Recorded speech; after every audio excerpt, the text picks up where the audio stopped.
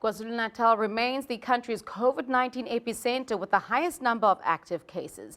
Healthcare workers are seeing death on a catastrophic rate and are battling to deal with the load.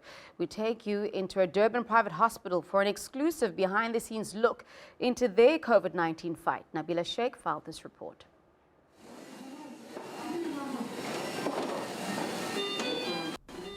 Like the rest of the country, healthcare workers at Durban's JMH City Hospital are struggling to catch their breath. It's a packed COVID-19 ICU at this private hospital.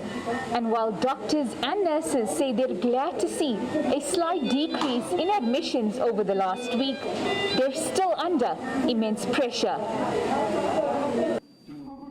The hospital has set up a special field unit to deal with the influx of patients.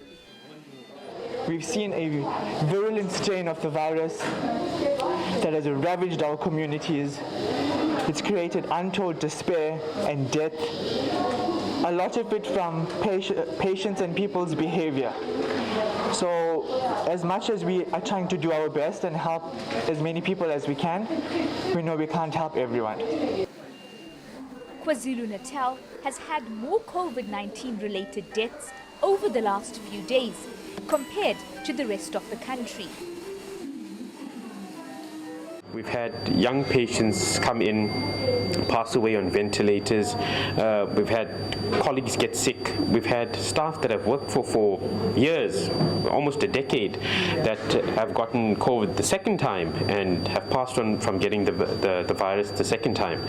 So the level of anxiety that it's created, it's just absolutely immense. Doctors here fear a third and fourth wave if vaccines don't reach us soon. And being the last defense against the virus, they desperately need it.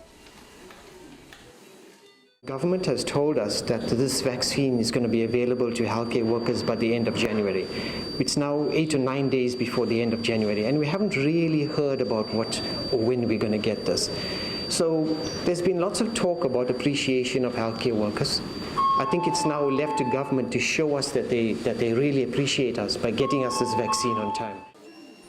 Nurses on the front line say they are struggling to cope. We're seeing patients dying daily. The patients running out of oxygen, we have to commence oxygen. It's very stressful. And constantly losing their own isn't making the fight any easier. We are trying, we comfort each other.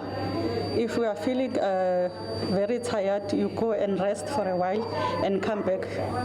The work has to be done at the end of the day. Healthcare workers here say there's no telling how things will play out, but they're begging South Africans not to let their guards down. Nabila Sheikh, Durban.